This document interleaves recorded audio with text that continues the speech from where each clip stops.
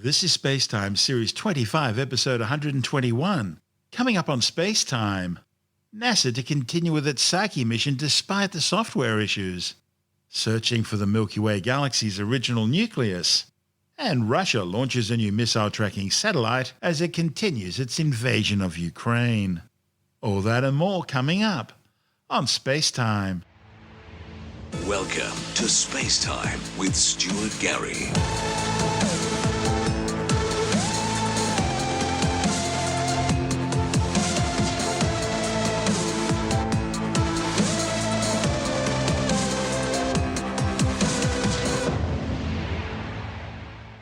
NASA has decided to go forward with its Psyche mission, with a new launch window opening on October the 10th next year.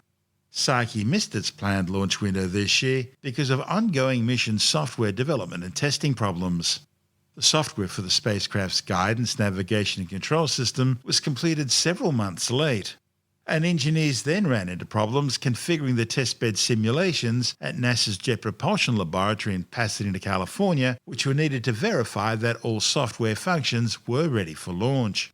The delays triggered an internal review, looking at whether the mission would be able to resume once these issues were overcome, or whether it should all be simply aborted.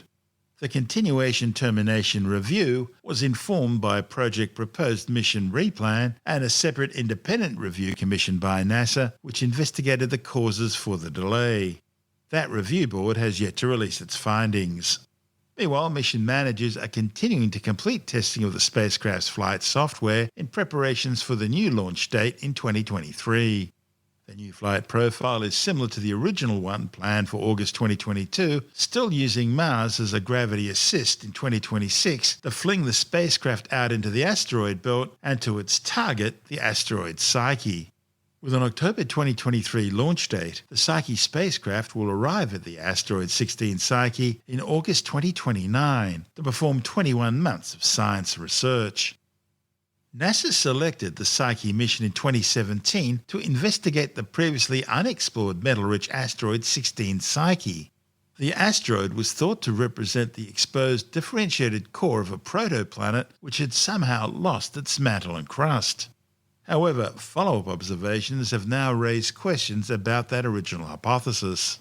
Still, 16 Psyche is the largest and most massive M-type asteroid known.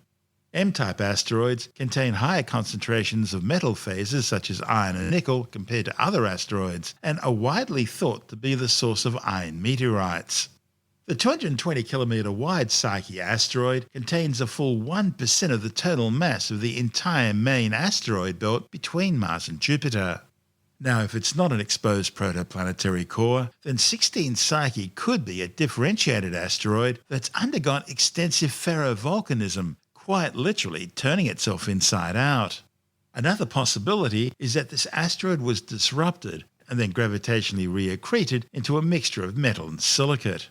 In that case, its parent body may well have been from the Mesosiderite class of stony iron meteorites. Meanwhile, NASA is still assessing options for its Janus mission to explore twin binary asteroid systems that was originally scheduled to launch on the same SpaceX Falcon Heavy as Psyche. Another project, NASA's Deep Space Optical Communications Technology Demonstrator, testing high data rate laser communications, will still be integrated into the Psyche spacecraft and will continue as planned on the new launch date. This report from NASA TV.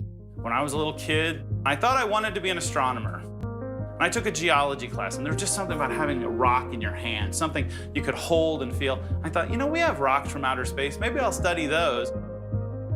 I study meteorites. I love meteorites. It's like an addiction for me because I love exploring the solar system through understanding these rocks and the places they come from. Life on Earth exists on two heat engines. One is the sun, but the other is the heat engine below our feet. It drives the movement of the plates. It drove the differentiation of the planet. We've known for 2 centuries that our core was made of metal, but we haven't been able to explore it. We can't drill a hole that deep. We can't explore with any kind of submersible in the oceans. What we've been looking for years is a metallic asteroid, something that's very dense. Psyche is an asteroid 200 kilometers across, thought to be metal rich. Psyche is our way to explore our own planet. We have meteorites fall to Earth. Some of them are little tiny pieces. Some of them are the size of cars. But compared to Psyche, they're just tiny little specks of dust. When I first started as a graduate student, we had never visited an asteroid. Not any of them. Asteroids were points of light in the sky, and now they're real geologic places. They're places we can visit. More than the awe, more than the wonder, we have this responsibility to do this right.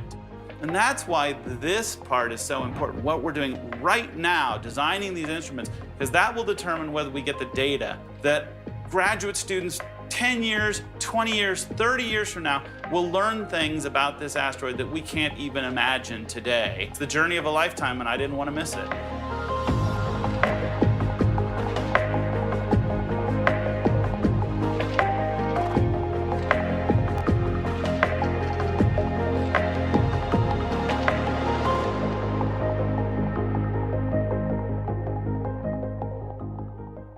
And in that report from NASA TV, we heard from NASA's Psyche mission science team co-investigator Tim McCoy, the curator in charge of the US National Meteorite Collection at the Smithsonian National Museum of Natural History.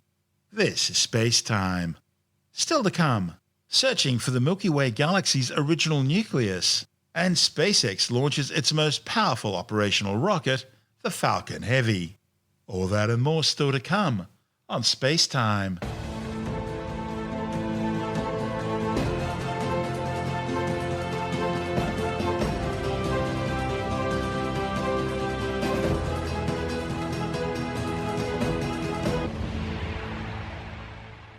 A team of astronomers have discovered what they believe to be the original nucleus of the Milky Way galaxy.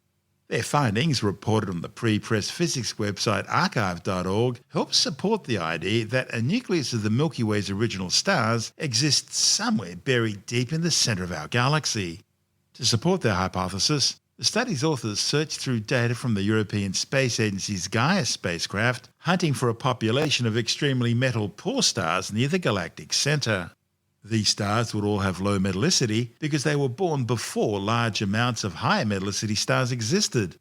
Astronomers regard all elements as metals other than hydrogen and helium, the primary elements created in the Big Bang 13.82 billion years ago. All the other elements in the universe were mostly produced in stars, either during their lives or when they died. And so, as more and more stars evolved in the universe, the amounts of metals they contained increased. The Milky Way galaxy is thought to have formed around 12.5 billion years ago, and so its earliest stars should be extremely metal poor.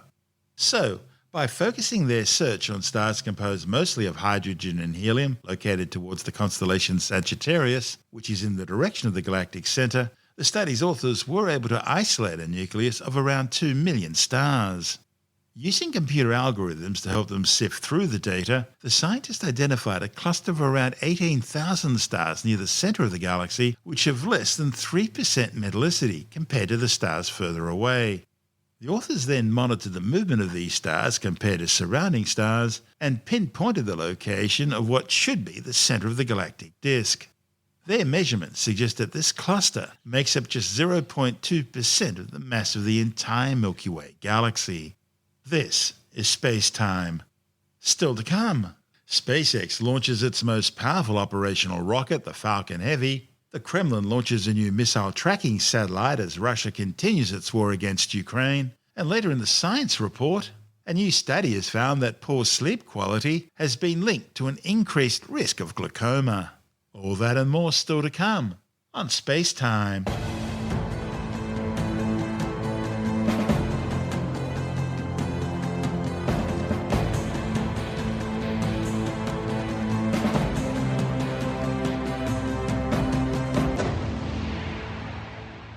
SpaceX has launched its most powerful currently operational rocket, the massive Falcon Heavy, carrying a highly classified US military payload. The Falcon Heavy launch vehicle is actually made up of 3 Falcon 9 core stage rockets. They're strapped side by side with a payload carrying second stage mounted on top of the center booster. The highly classified United States Space Force 44 mission took off from Space Launch Complex 39A at the Kennedy Space Center in Florida. Unlike previous Falcon Heavy missions, only the 2 outer Falcon 9 boosters returned to Earth, landing side by side at Cape Canaveral's landing zones 1 and 2 in a spectacularly choreographed dance. However, for this mission, the central Falcon 9 core stage was made expendable. That's because it was required to use up all its fuel load to carry its classified payload into a 35,400 kilometre high geostationary orbit. As well as the United States Space Force 44 payload, the mission also carried several small CubeSats and the Millennium Space System's Tetra 1 microsatellite. Meanwhile, SpaceX launched another 53 Starlink broadband internet satellites aboard a Falcon 9 rocket across the other side of the country at the Vandenberg Space Force Base in California. It was the 49th SpaceX launch this year, 3/4 of which have been used to fly Starlink satellites. It was also the 65th overall Starlink mission so far, and once its payload was deployed, it meant that 3,558 Starlink satellites are now in orbit, much to the chagrin of astronomers who are finding them getting in the way of their important scientific research. The Kremlin has launched a new missile tracking satellite as it continues its invasion of Ukraine. The spacecraft was launched aboard a Soyuz 21B rocket from the Plesetsk Cosmodrome 800 kilometers north of Moscow. While Russia wouldn't provide any details of the new launch, the mission's trajectory suggests the payload must have been a Q-pole missile tracking satellite. These satellites use high-resolution infrared scanners to detect the hot rocket exhaust plumes of missile launchers. They can then track the missiles through much of their flight in order to determine where they're likely to land. The spacecraft was placed in the Molniya orbit. These are highly elliptical orbits designed to increase a spacecraft's dwell time over a specific hemisphere. This is SpaceTime.